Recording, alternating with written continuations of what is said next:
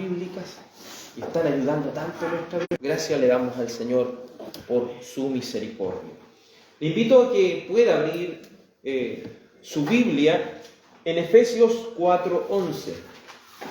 Libro de Efesios 4:11. Sabemos que hoy es un día de reunión de oración, pero también un día de estudio de la Confesión de Fe Bautista de 1689. Hoy estudiaremos el párrafo del capítulo 26, párrafos 9, 10 y 11. 9, 10 y 11. Efesios, capítulo 4, verso 11,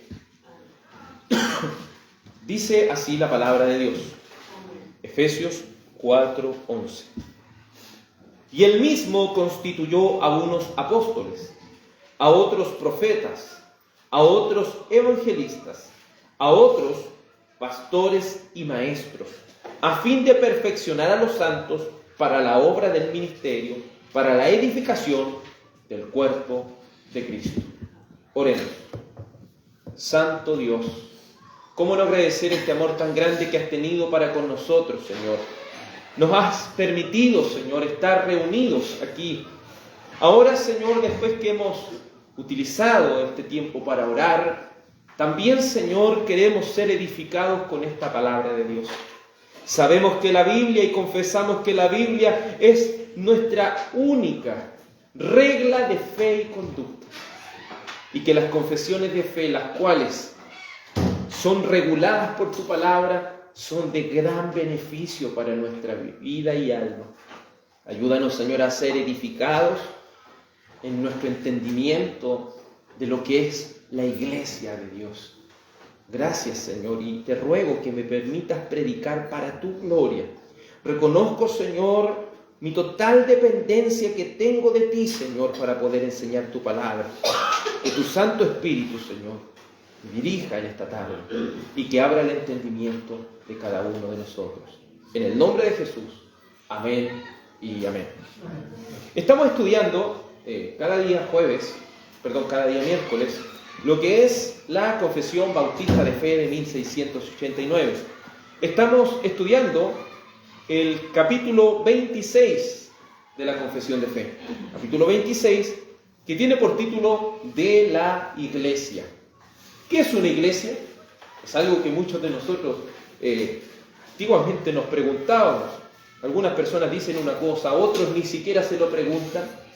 Pero gracias a Dios por las confesiones de fe, que siendo reguladas por la palabra, que si bien no tienen la autoridad que tiene la palabra, sí nos son de gran ayuda para nuestro entendimiento. Hemos dicho que la iglesia es católica, y no estoy hablando de la iglesia romanista, ¿cierto? Estoy hablando de la universalidad de la iglesia. El término católico significa universal. Hemos dicho que existe una iglesia que es invisible, la cual está compuesta por todos los elegidos de Dios que han sido predestinados desde antes de la fundación del mundo. Entonces a la iglesia invisible le llamamos a la totalidad de los elegidos de Dios. Son contados aquellos que estamos aquí en la tierra y son contados también aquellos que están en el estado intermedio, ¿cierto? En el cielo. Aquella iglesia que está también con Cristo. También hemos visto que hay una iglesia visible, y aquella iglesia visible son las iglesias locales, las cuales están en gran parte del mundo. Y esas iglesias locales están compuestas por miembros definidos. Es decir, nosotros como bautistas particulares o reformados creemos en la membresía de la iglesia. Y un miembro tiene responsabilidades y deberes. Un miembro de la iglesia debe profesar la fe ¿en qué cosa? En el Evangelio. Pero no solo profesar fe, sino también mostrar obediencia a Cristo. ¿Quiénes no deben ser llamados hermanos? Aquellos que no son miembros. ¿Quiénes no deben ser llamados hermanos? Aquellos que destruyan su profesión de fe por medio de creer doctrinas falsas. ¿Quiénes no deben ser considerados hermanos? Aquellos que por medio de sus malas conductas manchan este nombre de Cristo. Sabemos que dentro de las iglesias visibles están, es decir, las iglesias locales están sujetas al error. Y algunas pueden degenerarse tanto que pueden ya dejar de ser iglesias. Pero de algo estamos seguros, de que, como Cristo está reinando, Él siempre tendrá un reino en este mundo. Por lo tanto, siempre habrá una iglesia local presente a lo largo de este mundo. ¿Quién es la cabeza de la iglesia? Cristo. Y solo Cristo, no es el Papa. Porque el Papa se hace llamar el vicario de Cristo, se hace llamar la cabeza de la iglesia. Pero bíblicamente, la cabeza de la iglesia, ¿quién es? Cristo. ¿Y quién es el que tiene todo el gobierno? Cristo. ¿Quién se lo dio? El Padre. Dios Padre le ha dado toda esta autoridad, tanto en el cielo y en la tierra, a Cristo. ¿Quién es el anticristo sino todo aquel que se pone en el lugar de Cristo? Entonces, ¿el Papa puede ser considerado anticristo? Sí, puede ser considerado anticristo. ¿Un gobernante que quiera pasar por encima de la autoridad de Dios puede ser considerado anticristo? Puede ser considerado anticristo. Porque el libro de Juan nos dice que, recuerde que la primera de Juan y Apocalipsis la escribió el mismo autor. Entonces, cuando también la segunda de Juan habla de muchos anticristos, también se está apuntando, ¿cierto?, a Apocalipsis, que no es que nosotros busquemos un solo anticristo, sino que hay muchos anticristos que han existido a lo largo de la historia. Aquellos que se ponen en el lugar de Cristo, tanto como gobernantes, tanto como también personas religiosas.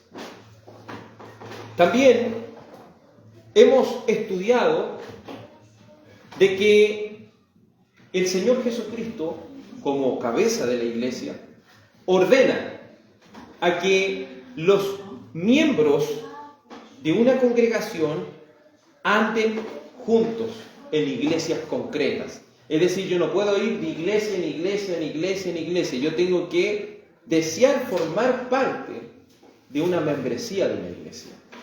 ¿Para qué? Para que nosotros podamos recibir la enseñanza, también recibir lo que es la disciplina y también recibir lo que son las ordenanzas, tanto como el bautismo como la cena del Señor.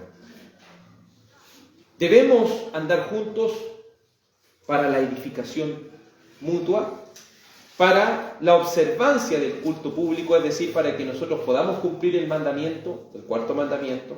Debe existir una iglesia local y debe existir también una membresía. En sexto lugar, hemos visto que los miembros de esta iglesia son santos por su llamamiento. Es decir, Cristo les llama santos. Los santos no son los que la Iglesia Católica ha canonizado. Si usted se fija, la Iglesia Católica Romana hace la distinción entre los santos y los demás, ¿cierto? Pero para la Biblia, santos son todos aquellos que han sido llamados ¿por quién? Por Cristo. Todos aquellos que han sido transformados. Es decir, serán miembros aquellas personas que han sido llamadas por Cristo, por medio del Espíritu Santo, han nacido de nuevo, y estas personas manifiestan de manera visible y evidencian su profesión de fe y conducta. Es decir, no es solamente decir yo creo en Cristo. ¿Cómo está siendo nuestro comportamiento? ¿Cómo está nuestro corazón delante de Dios? Y aquellos miembros que hacen se sujetan a los preceptos del Evangelio. Se sujetan a lo que Dios ordena por medio de la santa palabra de Dios. En séptimo lugar, hemos visto que cada iglesia reunida, conforme a su mente declarada en la palabra, se le ha dado autoridad en cualquier sentido necesario para realizar esta orden de adoración. Es decir, el gobierno de la iglesia es un gobierno congregacional. Dios, cuando le dio el oficio de las llaves, no se la dio solamente a lo que son los líderes de la iglesia, entiéndase como pastores, sino que se la dio también a la congregación. Las llaves de la disciplina, las llaves de la elección también de lo que son los pastores. Y cuando hablamos del reino, de las llaves, del oficio de la llave, hablamos de cerrar el reino y de abrir el reino. Cerramos el reino cuando excomulgamos a alguien por su mala conducta, abrimos el reino cuando aquellos son perdonados. Abrimos el reino a aquellas personas que muestran una profesión de fe y también una conducta para ser aceptados como miembros, recibiendo el bautismo. Recuerde que nosotros somos credo bautistas. Entonces, hablamos de ese gobierno. Pero este gobierno está sobre la iglesia, aunque esta iglesia esté pasando por un mal momento. Recuerde la iglesia de Corintios, capítulo 6, 1 Corintios, capítulo 6. Esa iglesia aún tenía el deber del oficio de las llaves, el deber de ejercer disciplina. No esperar que otros vengan a hacer disciplina, sino que cada iglesia local es responsable junto a sus miembros de ejercer disciplina. También de ejercer elección, ¿cierto?, de lo que son los ancianos y oficiales de la iglesia. Una iglesia local reunida y completamente organizada está compuesta ¿por quién? Por oficiales. ¿Quiénes son aquellos oficiales? Pastor y diáconos. Pastores y diáconos. O ancianos, porque pastor, anciano y obispo es lo mismo. Pero siempre la Biblia denota que una iglesia bien organizada no es cuando tiene un solo pastor. Una iglesia debidamente organizada es cuando tiene una pluralidad de pastores, 2 o 3 pastores. Pero tampoco sirve, una iglesia no está totalmente organizada cuando tiene un solo diácono, o cuando no tiene diáconos, tiene que tener una pluralidad de diáconos. Entonces ahí está una iglesia debidamente organizada. Aquellas personas, aquellos oficiales han sido designados por Cristo y elegidos por la iglesia. ¿Quiénes deben administrar las ordenanzas, tanto como el bautismo y la cena del Señor? Solamente los pastores debidamente ordenados. Ningún otro puede ejercer lo que es, ¿cierto?, el bautismo, sino solamente aquellos que están debidamente ordenados. Entonces vemos que la iglesia, por un lado, tiene sus asignaciones y por el otro lado, lo que son los oficiales de la iglesia también. Hoy veremos el párrafo 9, 10 y 11. Comienzo la lectura. Capítulo 26 de la Confesión, párrafo 9, 10 y 11. Dice: la manera designada por Cristo para el llamamiento de cualquier persona que ha sido cualificada y dotada por el Espíritu Santo para el oficio de obispo anciano en una iglesia es que sea escogido para él mismo por común sufragio de la iglesia misma y solemnemente apartado mediante ayuno y oración con la imposición de manos de los ancianos de la iglesia, si es que hay algunos constituidos anteriormente en ella. Y para un diácono que sea escogido por el mismo sufragio y apartado mediante oración y la misma imposición de manos. Párrafo 10. Siendo la obra de los pastores atender constantemente al servicio de Cristo en sus iglesias, en el ministerio de la palabra y la oración, velando por sus almas, como aquellos que han de dar cuenta a Él. En la responsabilidad de las iglesias a las que ellos ministran, darles no solamente todo el respeto debido, sino compartir también con ellos todas las cosas buenas según sus posibilidades, de manera que tengan una provisión adecuada sin que tengan que enredarse en actividades seculares y puedan también practicar la hospitalidad hacia los demás. Esto lo requiere la ley de la naturaleza y el mandato expreso de nuestro Señor Jesús, quien ha ordenado que los que predican el Evangelio vivan del Evangelio.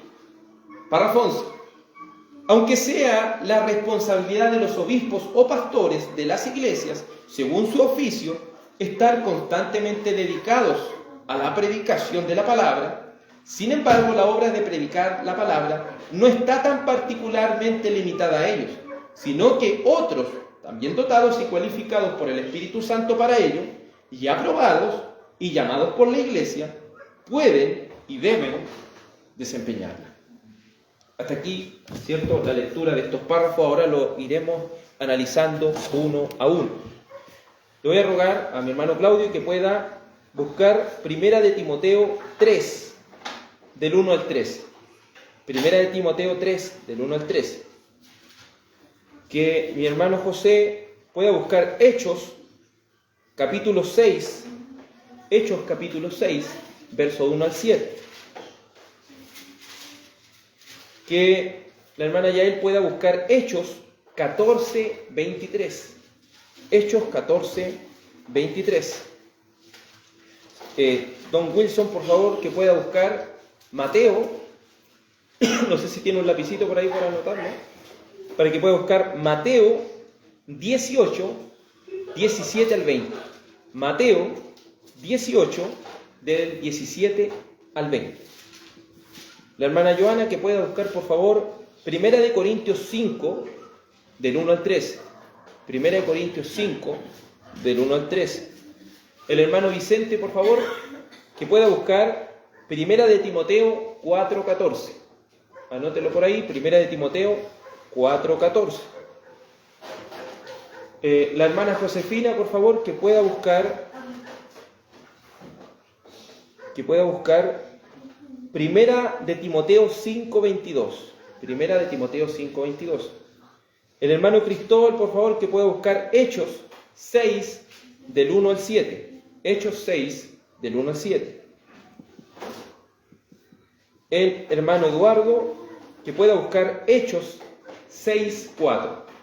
Hechos 6, 4. A medida que le vaya diciendo, usted lo va a ir leyendo. Entonces, en primer lugar, el párrafo 9 de nuestra confesión de fe dice que es la manera designada por Cristo para el llamamiento de cualquier persona que ha sido calificada y dotada por el Espíritu Santo. Aquí la confesión apunta a la designación del gobierno de la iglesia. Para que una persona sea elegida al ministerio, tanto al ministerio de un diácono, tanto al ministerio de pastor, en primer lugar debe ser una persona llamada, ¿por quién? ¿Por la iglesia? ¿Por quién debe ser llamada? Por Cristo. Exacto. Entonces esa persona debe tener un llamamiento de Cristo primero. Esto no es como vamos a elegir al presidente de curso. No, esto es primero que Cristo mismo lo elige a esa persona. Y una persona puede decir, ¿y cómo sabe que Dios lo eligió? ¿Por un sueño? ¿Por una visión? No. Lo eligió porque esa persona ha sido calificada y dotada, ¿por qué? Por el Espíritu Santo. Entonces no es solo decir, no, yo quiero ser pastor, yo quiero ser diácono. La pregunta es, ¿yo quiero y he sido calificado? ¿Yo quiero y he sido dotado? Entonces vamos a ver, en primer lugar, quién es el que designa a los oficiales de la iglesia. Efesios 4:11 dice, y él mismo constituyó a unos apóstoles, a otros profetas, a otros evangelistas y a otros pastores y maestros, a fin de capacitar al pueblo de Dios para la obra de servicio, para edificar el cuerpo de Cristo. Entonces, ¿quién es el que constituye a los oficiales? Cristo, ¿cierto? Dios mismo. ¿Por medio de quién? Por medio del Espíritu Santo. Entonces, no es que un pastor nazca de la tierra, no es que un diácono nazca así como así, o por un deseo humano, o porque la iglesia lo eligió, sino que todo el proceso siguiente es un proceso de observación e identificación. Porque una persona pudiese decir, Cristo me constituyó, Cristo me dotó de todo lo necesario y Cristo me dio las calificaciones, pero no es lo que yo diga, o lo que otros digan, sino lo que la iglesia, en primer lugar, observa. Entonces la iglesia que tiene el oficio de las llaves, como le dije, la iglesia, ¿cuál es su trabajo? No es su trabajo, no es decir, es que yo voy a elegir este pastor porque me cae bien, no. Yo voy a identificar en él que esté calificado, en primer lugar, es decir, con los requisitos bíblicos que va a leer el hermano Claudio, y luego de eso que esté también dotado. ¿Qué es lo que debe un pastor? Enseñar. Entonces, si un pastor no es apto para enseñar o no puede enseñar, ¿cómo va a ser pastor? Por otro lado, si es bueno para enseñar, pero no está calificado según los requisitos, ¿de qué sirve? No puede. Se necesita de lo uno y lo otro. Entonces, ¿cuál es la evidencia de que alguien ha sido elegido para este tipo de ministerio? Que su vida refleje las calificaciones y los dotes dados por el Espíritu Santo. Por favor, hermano Claudio, ¿cuáles son estas calificaciones? 1 Timoteo 3, del 1 al 13. ¿Del 1 al 13? Sí, 1 Timoteo, capítulo 3, del 1 al 13. Palabra fiel, si alguno anhela obispado, buena obra desea. Pero es necesario que el obispo sea irreprensible, marido de una sola mujer, sobrio, prudente, decoroso, hospedador, apto para enseñar, no dado al vino, no pendenciero, no codicioso de ganancias deshonestas, sino amable, apacible, no avaro, que gobierne bien su casa, que tenga a sus hijos en sujeción con toda honestidad, pues el que no sabe gobernar su propia casa, ¿cómo cuidará de la iglesia de Dios? No un neófito, no sea que envaneciéndose caiga en la condenación del diablo. También es necesario que tenga buen testimonio de los de afuera, para que no caiga en desacrédito y en lazo del diablo.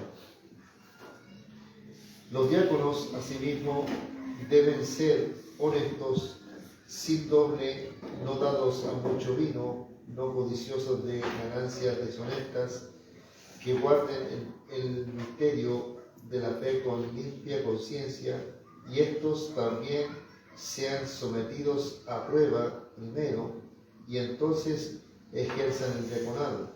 Y si son irreprensibles, las mujeres asimismo sean honestas, no calumniadoras, sino sobrias, fieles en todo. Los diáconos sean maridos de una sola mujer y que gobiernen bien sus hijos y sus casas, porque los que ejercen bien el diaconado ganan para sí un grado honroso y mucha confianza en la fe que es en Cristo Jesús. Entonces, ¿cómo sé que Dios ha elegido a alguien? La iglesia, ¿cierto?, se debe preguntar, ¿cómo eligieron a esta persona pastor? ¿Se eligió solo? ¿Otras personas lo eligieron? No sé, ¿cómo fue? En primer lugar, la iglesia debe identificar que estos oficiales, tanto pastores como diáconos, cumplan con los requisitos bíblicos. El primer requisito que se le pide es que si alguien aspira al cargo de obispo, ¿cierto?, desea una buena obra. Entonces, primero la persona debe aspirar a eso. Esto no se le debe obligar, no, es que yo veo que tú eres pastor y tú tienes que serlo, no. Es que yo creo que tú no. La persona primero lo debe desear, porque esto es una gran responsabilidad. Es algo que demanda mucho tiempo.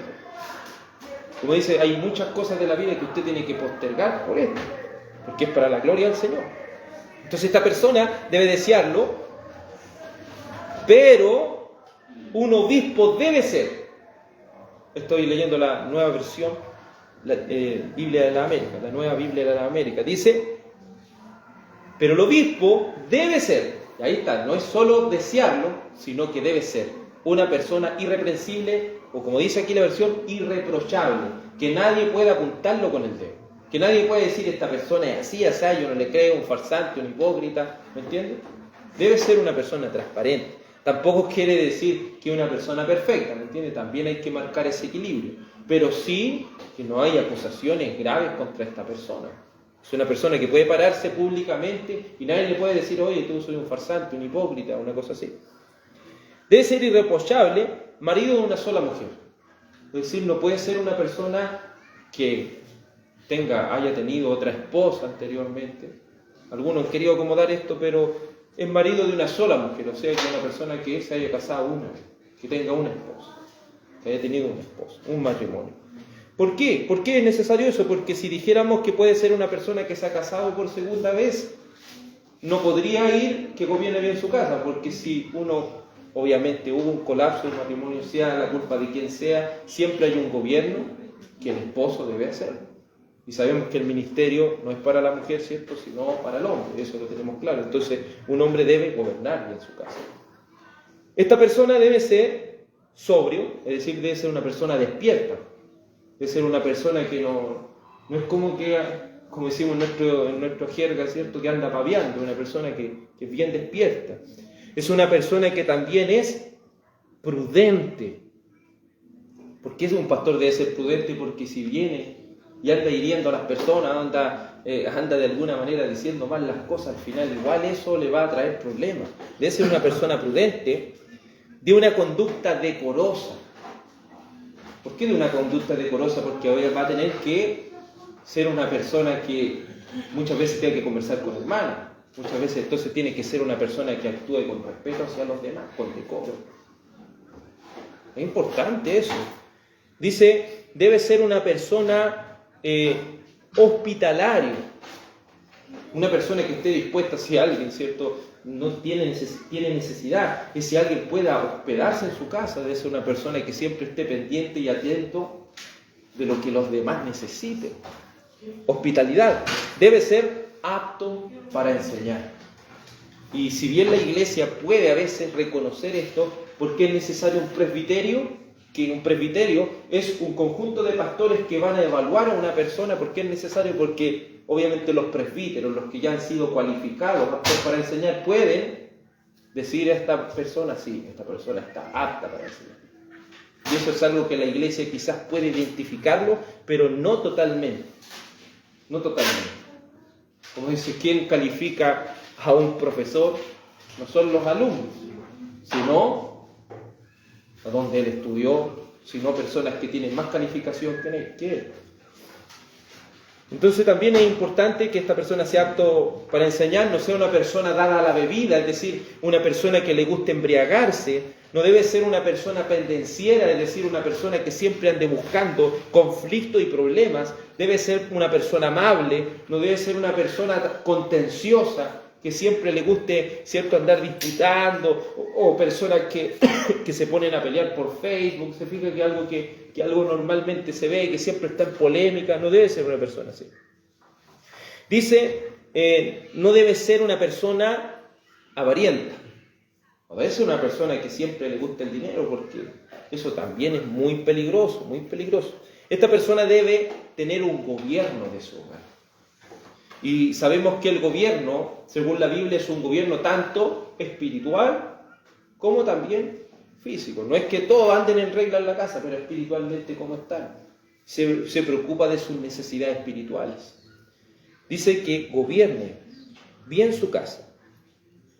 Dice, teniendo a sus hijos sujetos con toda dignidad. ¿Por qué se debe tener? Porque algunos ciertos pastores que tienen hijos, ¿qué es lo que hacen? A sus hijos como que los tienen así como, ¿cómo lo podemos decir? Como obligados, los tienen que ellos finjan hipócritamente delante de los demás para que el pastor no se vea pasado a llevar. Entonces también la otra versión dice con toda honestidad, porque si los hijos solamente se comportan bien en la iglesia y afuera son lo peor, no está cumpliendo con este mandamiento. Dice... Pues, si un hombre no sabe cómo gobernar su propia casa, ¿cómo podrá cuidar de la iglesia de Dios? Si un hombre no puede preocuparse de la salud espiritual de su casa, si no puede preocuparse de la salud espiritual y también material, las necesidades, sustento, cuidado de su casa, ¿cómo va a cuidar de la grey de Dios? Entonces esto es una cualificación alta. Debe ser pastor de su propia casa en primer lugar. ¿Y por qué? Dice, no debe ser una persona recién convertida. Un pastor no puede ser una persona que recién se ha convertido, porque puede envanecerse y caer en condenación del diablo. Debe gozar también de una buena reputación de los de afuera de la iglesia. No, es decir, no debe ser una persona que lleve una doble vida, que sea una persona en la iglesia y otra persona en su trabajo, con sus vecinos. Debe ser una persona aquí y allá de la misma manera. Y así sucesivamente, ¿cierto? Están estos requisitos. Me gusta mucho la palabra, ese conector que utiliza la palabra, dice, y asimismo los diáconos. Asimismo los diáconos. Ahí son un poco más específicos con el gobierno de su casa, que dice que sus mujeres tienen que ser así. Y si obviamente, si hay un conector a sí mismo, la esposa del pastor también debe ser una persona, si bien no pastora, pero sí una mujer que verdaderamente haya nacido de nuevo. Es importante eso, porque después los problemas se generan, ¿cierto? El dedicarse al evangelio y a estas cosas trae un costo también. Entonces, si uno no tiene el apoyo de una persona que ha nacido de nuevo y espiritualmente está bien, al final va a ser un trabajo muy, muy terrible, muy costoso.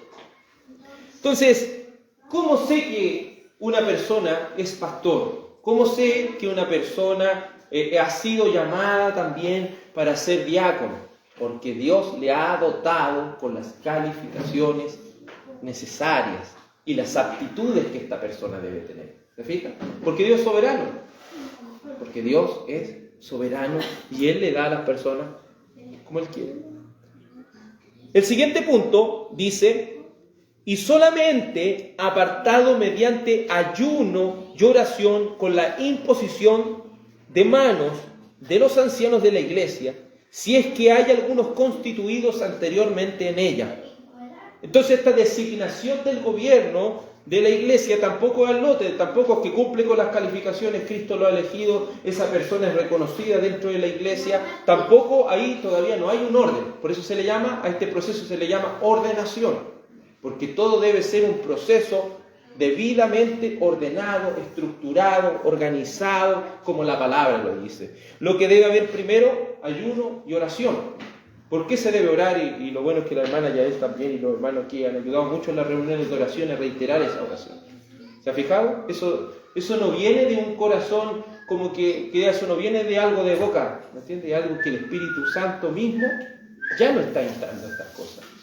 Lo mismo el ayuno, apartar a las personas con ayuno para que no sea una decisión carnal la que estamos tomando. Que no es porque el pastor me cae bien o por sentirme muy comprometido. Yo no voy a decir, no, está mal, está incorrecto esta decisión que hemos tomado como miembros. ¿Me entiendes? Porque son decisiones que van a marcar el resto de lo que queda, del resto del tiempo que vamos a estar como iglesia. Una iglesia que no se organiza bien en un principio va a fracasar en el final. ¿Cristo cómo lo dejó? Este ejemplo dice: si una persona edifica con materiales combustibles, en cualquier momento va a venir una chispa y se va a quemar todo y se va a caer todo y todo va a desaparecer. Porque una iglesia, para que sea iglesia, debe estar debidamente organizada. ¿Se entiende el proceso que estamos viviendo, amados? Si le hemos tomado el peso a lo que estamos viviendo aquí. Nosotros estamos viviendo esto. Y gracias le damos al Señor porque providencialmente nos ha dado la oportunidad de estudiar estas cosas. Este es un proceso serio, amados. Porque si no nos organizamos bien, no nos constituimos bien, no queremos andar 10, 20 años más y después caer en el desorden de que todo se disuelva por niñerías y por cosas que no se estructuraron de buena manera. Entonces debe ser apartado solamente con ayuno y oración y con la imposición de las manos de ancianos. Es decir, no es la iglesia solamente, sino también esto tiene que tener un respaldo de ancianos, como se le llama también un presbiterio, que confirme eso. Me gusta mucho, dice así: si es que hay algunos constituidos anteriormente en él. Y si no hay, uno debe pedir ayuda a otras iglesias. Porque no puede decir no hay, entonces ¿qué vamos a hacer? No, hagámoslo así nomás y total. No, debemos buscar siempre hacer las cosas rectas delante del Señor. Porque una iglesia debe ser debidamente organizada para que sea una iglesia que agrade a Dios y que no desaparezca tan rápidamente. Por favor, mi hermano José. 6, 1 al 7. Amén. En aquellos días, como creciera el número de los discípulos, hubo murmuración de los griegos contra los hebreos, de que las viudas de aquellos eran desatendidas en la instrucción diaria. Entonces los 12 convocaron a la multitud de los discípulos y dijeron: no es justo que nosotros dejemos la palabra de Dios para servir a las mesas. Buscad pues, hermanos, de entre vosotros a 7 varones de buen testimonio, llenos del Espíritu Santo y de sabiduría, a quienes encarguemos de este trabajo. Y nosotros persistiremos en la oración y en el ministerio de la palabra. Agradó la propuesta a toda la multitud y eligieron a Esteban, varón lleno de fe y del Espíritu Santo, a Felipe, a Prócoro, a Nicanor, a Timón, a Parmena y a Nicolás, prosélito de Antioquía, a los cuales presentaron ante los apóstoles, quienes orando le impusieron las manos. Y crecía la palabra del Señor y el número de los discípulos se multiplicaba grandemente en Jerusalén. También muchos de los sacerdotes obedecían a la fe. Entonces, para que una iglesia esté debidamente organizada, se multiplique en gran manera, ¿qué es lo que debe estar? Constituida con sus oficiales y miembros. Y estos oficiales deben cumplir con las calificaciones, porque si no tienen las calificaciones necesarias no sirve lo que se está haciendo, porque se está haciendo algo en contra de la palabra misma de Dios. En este caso, cierto, es el inicio de la iglesia y apóstoles. Entonces, ¿quiénes son ese presbiterio en ese caso? Los apóstoles. Pero ahora no hay apóstoles. ¿Quiénes son? Los ancianos. Entonces es importante que siempre estas calificaciones la tiene que ver alguien también con una altura de mira, ¿me entiendes? Y la iglesia también lo debe reconocer. Es hermoso cómo es el congregacionalismo, porque puede ver de ambas partes una ayuda mutua para que todo se vaya haciendo para la gloria del Señor. En las crisis que la iglesia ha vivido muchas veces, porque o la iglesia no está cumpliendo su trabajo, o no la dejan cumplir su trabajo, o solamente los presbíteros no están cumpliendo con su trabajo, y ellos quieren entre ellos elegir y poner a quienes ellos quieran. Porque así pasa muchas veces. Son los grandes, los líderes los que toman las decisiones, y la iglesia le imponen a un pastor que tienen que estar ahí. Y no saben quién es, no saben si tiene las calificaciones. ¿Se fija que ahí podemos cometer muchos errores? Siguiente texto, por favor. Y constituyeron ancianos en cada iglesia, que habiendo orado con ayunos, los encomendaron al Señor en quien habían creído. Entonces, cuando designan a estos ministros, los designan con ayuno y oración. ¿Por qué? Porque esto no es una decisión humana, no es Señor, no, si yo creo que así, Señor, no, Señor, es así. Señor, nos permite que todo esto salga según tu voluntad. ¿Por qué debe ser con ayuno? No, Señor, que no sea un deseo carnal, porque mis deseos carnales me pueden engañar, Señor, que sea tu voluntad. Ay, amados, si todas las iglesias fueran debidamente organizadas, imagínense cómo estaría. El avance del reino sería maravilloso entre nosotros. Maravilloso. Siguiente texto, por favor. Mateo 18, del 17 al 20. Mateo 18, del 17 al 20.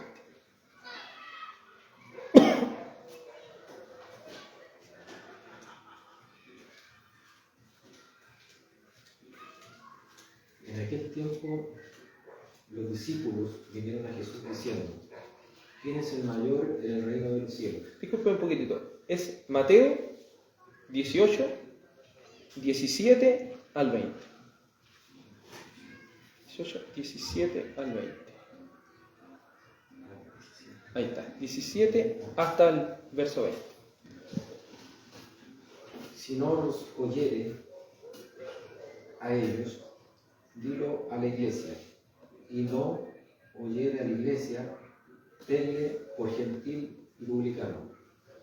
De cierto os digo que con todo lo que atéis en la tierra será atado en el cielo, y todo lo que desatéis en la tierra será desatado en el cielo. Otra vez os digo que si dos de vosotros se pusieren de acuerdo en la tierra acerca de cualquier cosa que pidieren, les será hecho por mi Padre que está en los cielos. Porque donde están dos o tres congregados en mi nombre, allí estoy yo en medio de ellos. Hasta ahí la cita. Muchas gracias. Entonces vemos que la iglesia juega un papel importante también. Porque en esta disciplina, o en este oficio de la llave, la iglesia también tiene su papel y su rol que cumplir. Porque lo mismo que le dijo a Pedro, ciertamente tú eres Pedro, sobre esta roca edificaré mi iglesia, y cierto le da estas llaves del reino, todo lo que ate en el cielo será, todo lo que ate aquí en la tierra será atado en el cielo, todo lo que desate en la tierra será desatado en el cielo. Se lo dice a Pedro y se lo dice también ahora a la iglesia. Es importante que una de las primeras veces que la palabra iglesia se nombra en lo que es cierto en el Evangelio. Entonces, ahí vamos notando que la Iglesia, tanto en la disciplina como en la elección de oficiales, corre un papel importante y que no debe ser movida por su corazón, sino movida por lo que la Escritura y la palabra de Dios ha determinado. Por favor, hermana Joana. 1 Corintios 5. Primera de Corintios 5, verso 1 al 13. ¿Al 13? Sí. De cierto, se oye que hay entre nosotros fornicación, y tal fornicación cual ni aún se nombra entre los gentiles, tanto que alguno tiene la mujer de su madre. Y vosotros estáis envanecidos. ¿No deberíais más bien haberos lamentado para que fuese quitado de en medio de vosotros el que cometió tal acción? Ciertamente yo, como ausente en cuerpo, pero presente en espíritu, ya como presente he juzgado el que tal cosa ha hecho. En el nombre de nuestro Señor Jesucristo, reunidos vosotros en mi espíritu con el poder de nuestro Señor Jesucristo, el tal sea entregado a Satanás para destrucción de la carne, a fin de que el espíritu sea salvo en el día del Señor Jesús. No es buena vuestra jactancia. ¿No sabéis que un poco de levadura leuda toda la masa? Limpiaos pues de la vieja levadura, para que seáis nueva masa, sin levadura como sois, porque nuestra Pascua, que es Cristo, ya fue sacrificada por nosotros. Así que celebremos la fiesta, no con la vieja levadura, ni con la levadura de malicia y de maldad, sino con panes sin levadura, de sinceridad y de verdad. Os he escrito por carta que no os juntéis con los fornicarios, no absolutamente con los fornicarios de este mundo, o con los ávaros, o con los ladrones, o con los idólatras, pues en tal caso os sería necesario salir del mundo. Más bien os escribí que no os juntéis con ninguno que llamándose hermano fuere fornicario, o ávaro, o idólatra, o maldiciente, o borracho ladrón, con él tal ni aún comáis.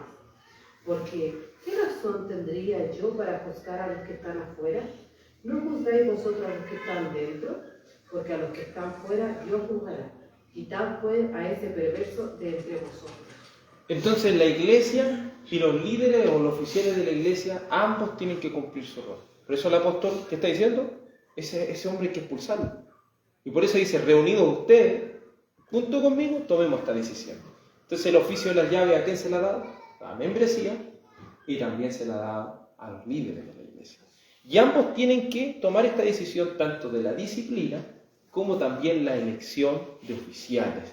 A nadie le pueden imponer, a la membresía no le pueden imponer un oficial de la Iglesia, sino que la Iglesia debe reconocer su rol, debe reconocer sus calificaciones. Los ancianos, por otro lado, también deben reconocer las calificaciones en la persona. Es hermoso cómo el Señor hace todo tan preciso, tan ordenado para su gloria. Como a veces lo conversamos con mi hermano José, Dios es un Dios de orden, es un Dios de orden. Dice, sigue diciendo este párrafo 9, en la parte 3 dice, para el oficio de obispo o anciano en una iglesia es que sea escogido por él mismo por la votación común de la iglesia misma. Entonces, la iglesia debe escoger, debe hacer esta elección. Es importante que también aquí lo que recalca, dice obispo anciano, se fija cómo ocupa el término intercambiable y no dice anciano y obispo, como si fueran dos cosas diferentes. Más adelante utiliza la palabra pastor, es decir, pastor, anciano y obispo son lo mismo. Obispo significa supervisor, anciano significa el que no es un recién convertido y pastor obviamente significa el que guía. Todas estas son las calificaciones o cualidades que el Espíritu Santo ha dotado sobre estos hombres. Dice por el oficio de obispo anciano en una iglesia que sea escogido para el mismo por la votación. 1 Timoteo 4:14 dice, no descuides el don espiritual que está en ti, que fue conferido por medio de la profecía con la imposición de manos del presbiterio. Entonces es necesario que exista un presbiterio, que es un conjunto de pastores que evalúen al aspirante y que confirmen o también puedan decir, no es apto, porque hay que ponerse en esos casos. Se puede decir no es apto o se puede decir es apto, pero ambas cosas deben hacerse siempre para la gloria del Señor. ¿Quién tiene 1 Timoteo 5:22? Hermana Josefina, por favor. No impongas por ligereza las manos a ninguno, ni participes en pecados ajenos. Consérvate puro. Entonces, por otro lado, los presbíteros tienen, así como la iglesia, ¿cierto?, tienen su responsabilidad. Los presbíteros, estos pastores deben también tener una buena conciencia. ¿En qué sentido? En decir, yo no voy a imponer las manos sobre cualquier persona. Por eso ellos hacen tantas pruebas, tratan de buscar tantas cosas, tanta información, para que no pongan las manos y sean participantes de pecado ajeno. ¿Por qué?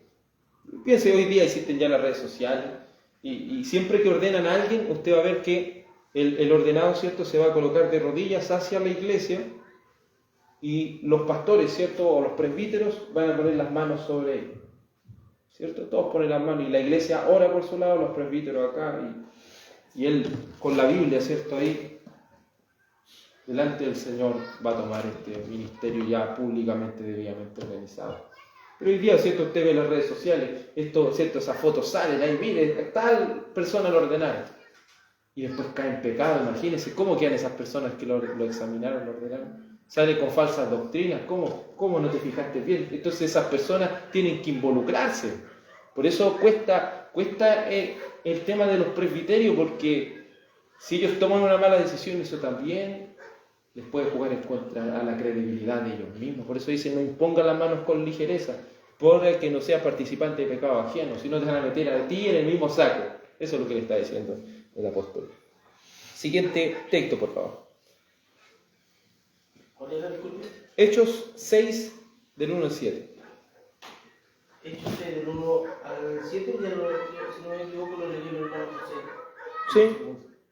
Entonces lo podemos dejar, es que el mismo se utiliza porque en el párrafo dice, y para el oficio de diácono, que sea escogido por la misma votación y apartado mediante oración y la imposición de mano. Obviamente, ¿cierto?, como dice el hermano Cristóbal, se utiliza el mismo libro de Hechos capítulo 6, versículo 1 al 7, donde se apartan a estos diáconos para este ministerio, bajo la autoridad de la iglesia y bajo también, ¿cierto?, la iglesia misma. Entonces, para un diácono no es diferente. Para un diácono se debe hacer exactamente lo mismo. Entonces no elijamos aquí el diácono informalmente, no. También se debe llamar, ¿cierto?, a todo este presbiterio para que también lo pueda evaluar. Y cuando no hay que llamar. También este presbiterio, ¿cierto?, puede estar compuesto de 2 o más pastores. Eso. No es necesario tampoco 6 o 20 pastores, sino de 2 o más, para que exista, ¿cierto?, esta examinación y pueda hacerse todo bien, debidamente para la gloria del Señor. Ahora vamos a pasar al párrafo 10. Hermano, por favor, Hechos 6:4, ¿cierto? Sí. Ya, me va a esperar un poquitito para darle los siguientes textos a los hermanos, para que sí vamos fluyendo. Primera, hermano Claudio, por favor, Primera de Timoteo 3:2. Primera de Timoteo 3:2. Hermano José, por favor, Primera de Timoteo 5:17. Hermana Yael, por favor, Hebreos 13:17. Hebreos 13:17. Don Wilson, por favor, Primera de Timoteo 5:17 al 18. Primera de Timoteo 5 del 17 al 18. Hermana Joana, por favor, Primera de Corintios 9:14. Primera de Corintios 9:14. Hermana Josefina, por favor, Gálatas 6, del 6 al 7. Hermano Cristóbal, por favor, Segunda de Timoteo 2:4. Segunda de Timoteo 2:4. Se va a leer el párrafo, la parte del párrafo 10. Dice, siendo la obra De los pastores atender constantemente al servicio de Cristo en sus iglesias, en el ministerio de la palabra y la oración, velando por sus almas, como aquellos que han de dar cuenta a Él. Ahora, aquí punto va la confesión. ¿Cuál es el trabajo del pastor? ¿Qué trabajo debe ser el pastor? El pastor es el que debe andar sirviendo en las mesas, el pastor es el que debe andar organizando y haciendo todas estas cosas. ¿Qué debe hacer el pastor? Es lo que aquí, ¿cierto? Muestra. Por favor, hermano. Y nosotros nos entregaremos a la oración y al ministerio de la palabra. Entonces, ¿cuál es el trabajo del pastor? La oración y la palabra. La oración y la palabra. Entonces, por eso se necesitan diáconos. Porque si no el pastor, ¿cierto? Como en alguna iglesia el pastor chutea el tiro de esquina, ¿cierto? Está ahí cabeceando, está atajando, está defendiendo, entonces la está haciendo todo. Así que aquí no existen pastores superhéroes que la hacen todas, ¿me entiendes? Y ahí donde, por eso la iglesia es un cuerpo. Imagínense que una pura pierna tenga que hacer de mano, tenga que hacer de todo. ¿Cuál es el desgaste que va a recibir? En cualquier momento esa pierna se va a quebrar y va a morir. Es así, porque le sobrecargamos el trabajo que también le corresponde a los demás. Entonces, ¿cuál es el trabajo de un pastor? Predicar la palabra del Señor, enseñar la palabra del Señor y dedicarse a la oración. Un pastor debe tener ese tiempo para que se pueda dedicar a la oración plena por los hermanos. Mi responsabilidad es orar todos los días por cada uno de ustedes, pues imagínense. Y a medida que va creciendo las congregaciones, imagínense, sus oraciones van a tener que ser muy largas y cada vez van a ser más. Entonces, ¿qué es lo que se necesita ahí? Tiempo. ¿Se fijan? Se necesita tiempo y se necesitan también diáconos que le den ese tiempo al pastor para preparar los mensajes. Cuando conversaba en esta entrevista que tuve con los pastores, era eso. Dice, muchas veces las personas quieren un mensaje más rico de la palabra. Pero si no le dan el tiempo al pastor, ¿me entiendes? Si el pastor tiene que estar haciendo todo o tiene que enredarse en otras cosas, al final el tiempo que tiene lo ocupa para la palabra, pero si tuviera más tiempo, imagínense. ¿Cuánto más enriquecedor sería el mensaje de la palabra? Por favor, siguiente texto, hermano Claudio. Pero es necesario que el obispo sea irreprensible, marido de una sola mujer, sobrio, prudente, decoroso, hospedador, apto para enseñar. Entonces, ¿de quién es el deber de enseñar? Del pastor, ¿cierto? El obispo, el anciano, el pastor. El pastor tiene que enseñar. Y para enseñar, ¿qué es lo que tiene que hacer uno? Ser enseñado. ¿Entiende? Por eso uno no puede ser un autodidacta. Por eso en esta iglesia histórica, ¿qué es lo que se pide? Que uno estudie. Porque ¿cómo va a enseñar al otro si soy un autodidacta? No sirve. Porque no estoy certificado por nadie. Es importante lo que decía el seminario, porque usted debe siempre utilizar notas de pie de página, decir yo de tal lado, porque si lo dice Daniel Videla, ¿quién es Daniel Videla? Nadie, ¿entiendes? Nadie lo conoce, nadie sabe quién es, pues entonces mi palabra no tiene ningún peso. Por eso un autodidacta es bueno, pero hasta cierto punto, porque él no tiene ni un peso. Pero cuando tiene algo que lo certifica, ahí es diferente. Porque otros que saben más que él lo certificaron.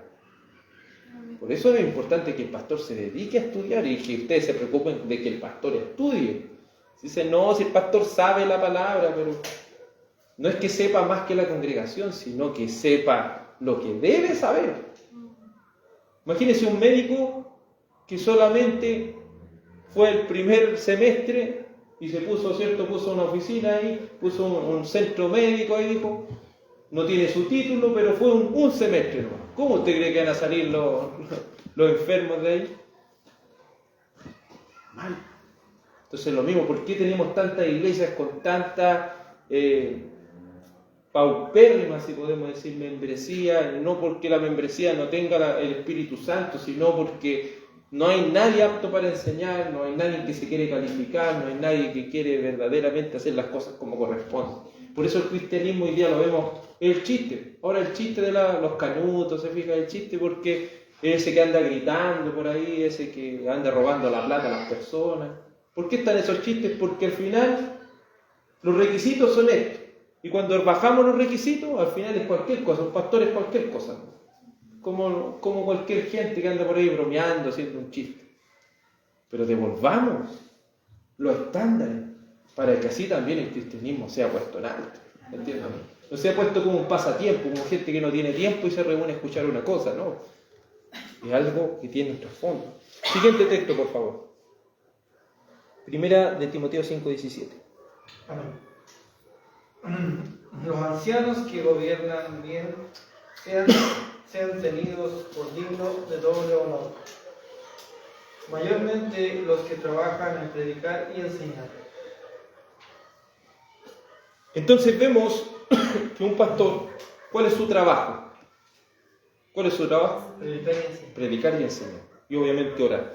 Entonces, eso es lo otro que tiene que ver, que el pastorado tampoco es un hobby, porque algunos también lo han visto, ¿no? Que el pastorado es como un hobby, es como, ya que el que tiene más tiempo, ya, a ese que sea pastor, si tiene más tiempo, pues, si él puede hacer las cosas. ¿Quién le gusta más o menos las cosas a la palabra? Ya ese, si ese tiene tiempo, tiene... También debe entender que el pastorado es un trabajo. Es un trabajo, y en un trabajo, ¿qué es lo que tiene uno? Obligación. Tiene deberes. Tiene condiciones que cumplir. Aptitudes que cumplir. Entonces, a veces creemos que trabajarle al Señor es como cualquier cosa. Por eso es que la iglesia está como está. Por eso vemos esta debilidad hoy en día. Pero si nosotros entendiéramos, en Estados Unidos se entiende, en Europa se entiende, pero en Sudamérica no se entiende. ¿Entiendes? Hay personas que, justo como el pastor Sugel dijo, que le preguntaron a un niño en la escuela, ¿qué le gustaría ser cuando grande? Y dijo el niño, me gustaría ser pastor. ¿Y por qué te gustaría ser pastor? Porque el pastor no hace nada. Está puro durmiendo en la casa y va el día domingo, abre la iglesia y... Mire, imagínese un niño, ya ese es el concepto que tiene el pastor, alguien que solamente va el día domingo, hace un culto y de ahí no lo ve más hasta el otro domingo. Entonces no hace nada, pues ve tele toda la semana, está acostadito, ahí nomás nadie lo molesta, se levanta tarde. ¿Entiende? Eso es el estado que hoy en día... ¿Y usted cree que más de alguno no hace eso? Pero esto es un trabajo y a qué se le está trabajando. Imagínese que en nuestro trabajo uno tiene que hacer el trabajo bien. Imagínese trabajarle al Señor. Le está trabajando el Rey de Reyes. Cuando le trabajamos a un jefe secular, a veces que no nos ve, ¿y qué hacemos? Sacamos la vuelta. ¿Y para qué vamos a andar con cosas? Pero piense que el Señor lo ve todos los días y nunca saca la mirada de usted. Entonces, es un trabajo, pero terrible. Si lo podemos ver también de esa manera. Sigue el párrafo 10. El párrafo 10, ahora la parte 2, dice: es responsabilidad de las iglesias a las que ellos ministran darles no solamente todo el respeto debido, sino compartir también con ellos todas sus cosas buenas según sus posibilidades. ¿Cuál es la responsabilidad de la iglesia hacia los oficiales? Por favor, el texto de 1 Timoteo 5, 17 al 18, ¿cierto? No. Lea ese texto, hermana Yael, por favor. Obedeced a vuestros pastores y sujetaos a ellos, porque ellos velan por vuestras almas, como quienes han de dar cuenta, para que lo hagan con alegría y no quejándose, porque esto no os es provechoso. Entonces, ¿cuál es el deber de la iglesia hacia esos pastores? Obedecer. ¿Entienden? Por eso ellos lo eligen. Lo eligen porque ven y ellos ven. ¿A quién lo voy a obedecer? ¿Lo voy a obedecer a un adúltero? ¿Lo voy a obedecer a alguien irrespetuoso? ¿Lo voy a obedecer a alguien que es flojo, que no tiene dedos para el piano, como dice? ¿A quién le voy a obedecer yo? ¿Entiendes? Entonces, por eso la iglesia toma una responsabilidad. Sí, yo quiero que esta persona sea pastor, pero ¿de verdad le quiero obedecer? ¿De verdad quiero sujetarme a una autoridad? Entonces eso también se debe pensar. Quiero ser miembro, pero ¿estoy dispuesto a obedecer? ¿Estoy dispuesto a someterme?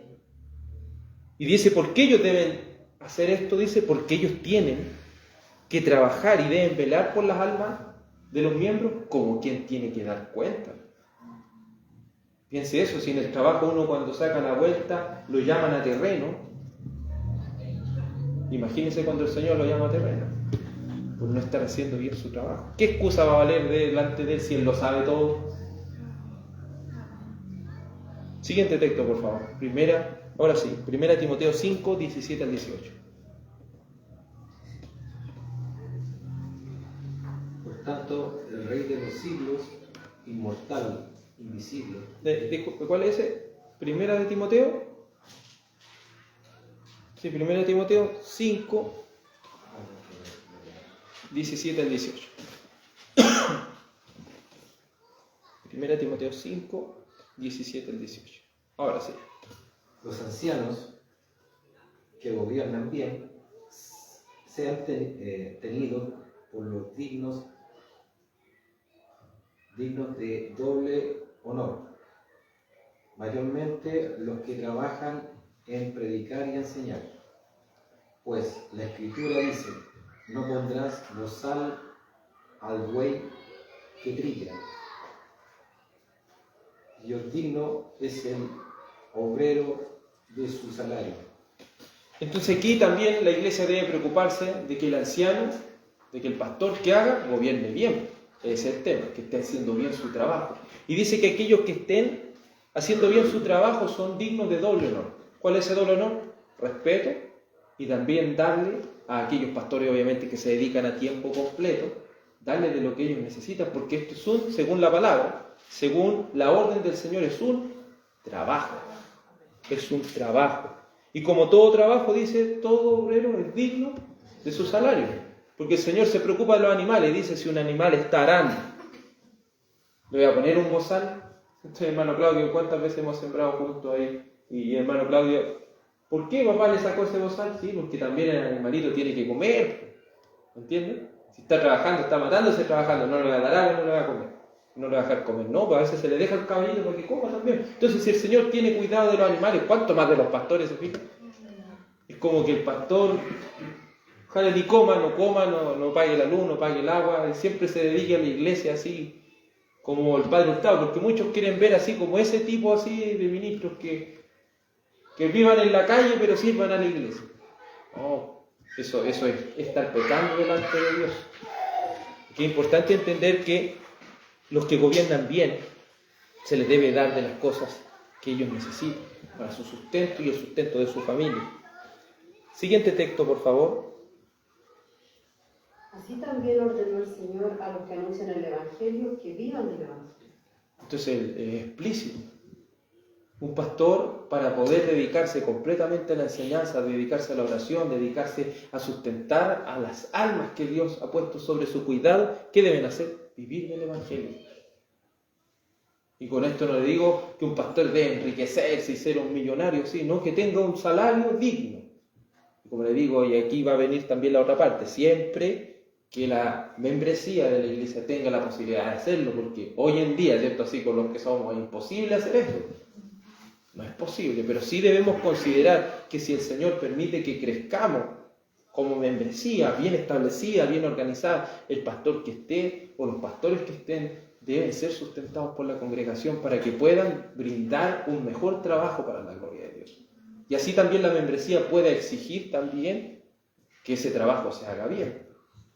No sé, que alguien en este momento me pudiera exigir, sabe que usted no me vino a visitar ayer, pero yo tengo que trabajar. Tengo también que hacer cosas en mi casa, ¿me entiende?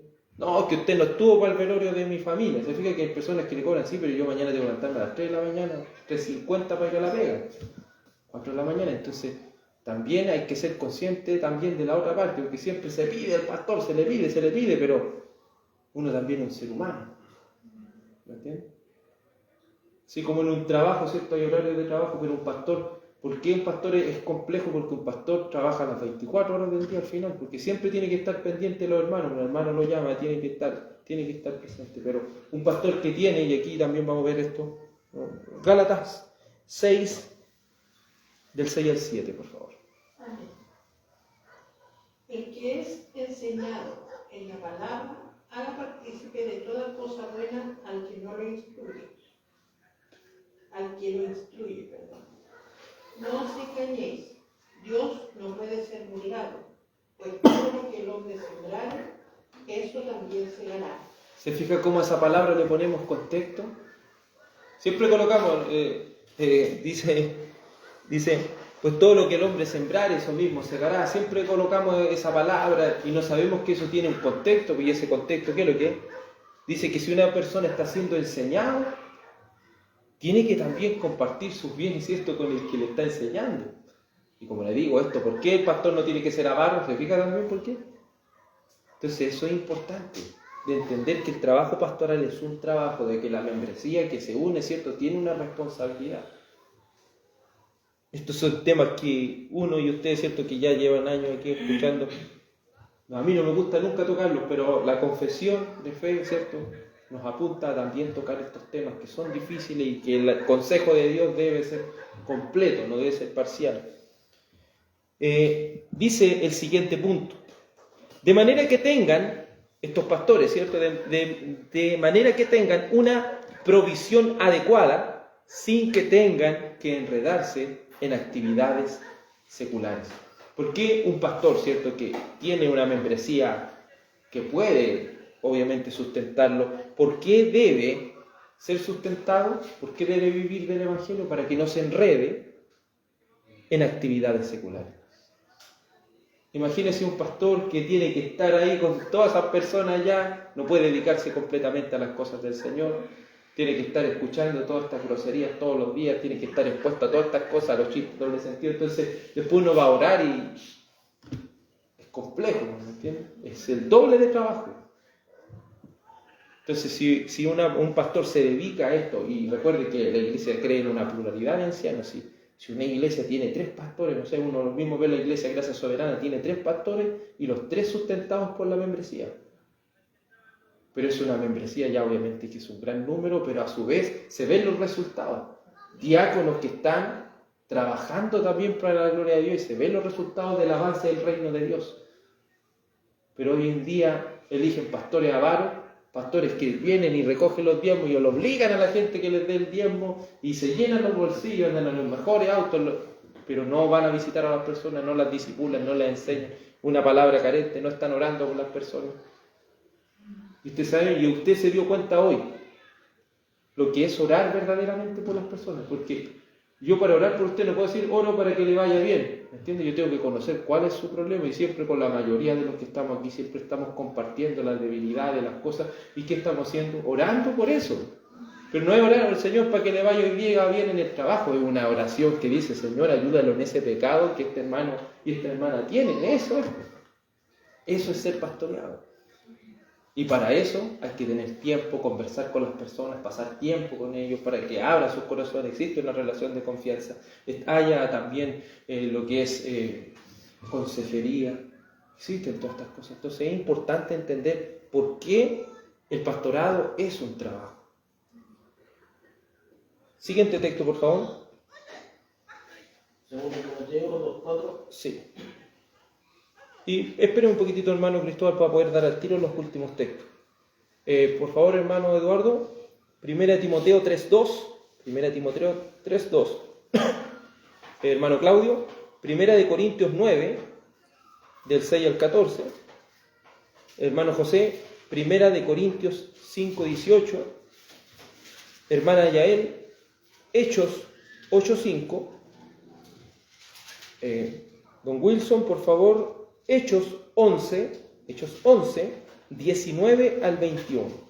Y por último, hermana Joana, 1 de Pedro 4, 10 al 11. 1 de Pedro 4, 10 al 11. Ahora sí, mi hermano, por favor. 2 Timoteo capítulo 2, versículo 4. Ningún soldado se enreda en los asuntos de la vida civil, porque de ser así no podría agradar al oficial que lo reclutó. Entonces aquí el apóstol Pablo hablando de por qué los ministros deben ser sustentados, si usted lo ve en su contexto. Y después explica, ¿cierto?, qué soldado vive a sus propias expensas. Es decir, un soldado, ¿cierto? ¿Para qué está un soldado? Para ir a defender a su país a una guerra, ¿cierto? Pero si ese soldado tiene que ir a trabajar al campo, ¿cuándo va a poder ir a la guerra? No va a tener tiempo. No se va a capacitar, no va a estar este soldado, no va a estar, ¿cierto?, calificado, nada, porque él está haciendo doble pega. Y si usted mismo se ha fijado en la vida, si usted hace 2 o 3 cosas a la vez, ¿cómo va a resultar eso?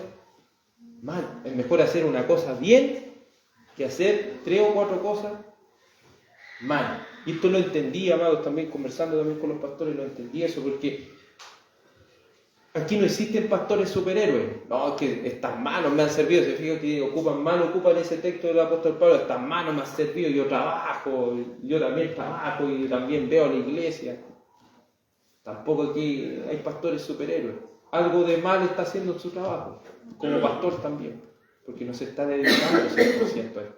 Entonces, un soldado, ¿cierto? Está contratado para ir a la guerra, no para ir, ¿cierto?, a trabajar ahí a cualquier otro tema secular, no sé, para vender en el negocio, no sé. Entonces, lo mismo un pastor tiene que dedicarse a ser un pastor, para que todo vaya fluyendo y salga bien para la gloria del Señor.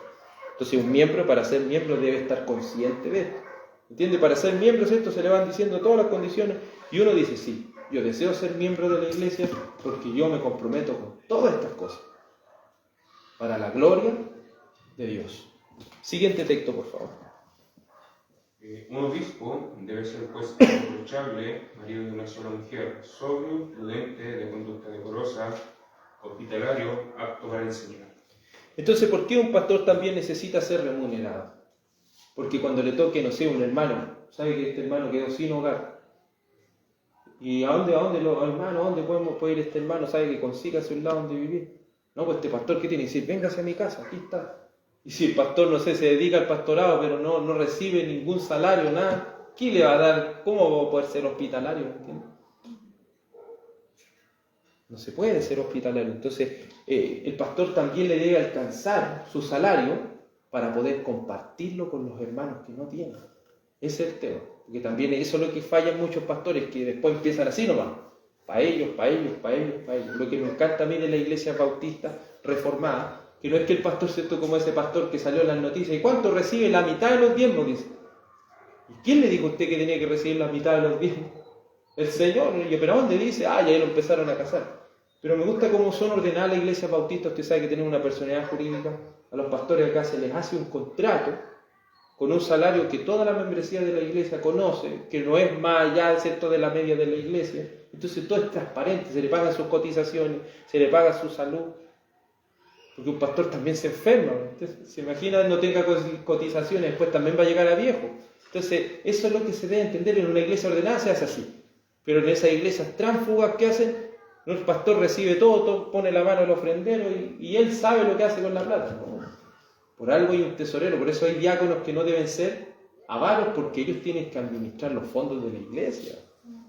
Oiga, si todo tiene su porqué. Siguiente texto, por favor.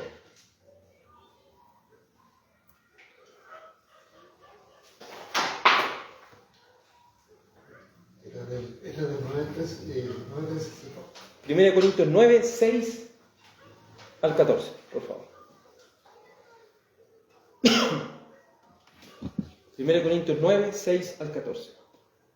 ¿O solo yo y Bernabé no tenemos derecho de trabajar? ¿Quién fue jamás soldado a sus propias expensas? ¿Quién planta viña y no come de su fruto? ¿O quién apacienta el rebaño y no toma de la leche del rebaño? Digo esto solo como hombre. ¿No dice esto también de la ley? Porque en la ley de Moisés está escrito: no pondrás bozal al buey que brille. ¿Tiene Dios cuidado de los reyes? ¿O lo dice enteramente por nosotros? Pues por nosotros se escribió.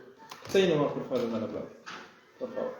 Entonces, ahí el apóstol Pablo empieza ya a explicar todo esto de lo importante de que un pastor, ¿cierto?, tenga su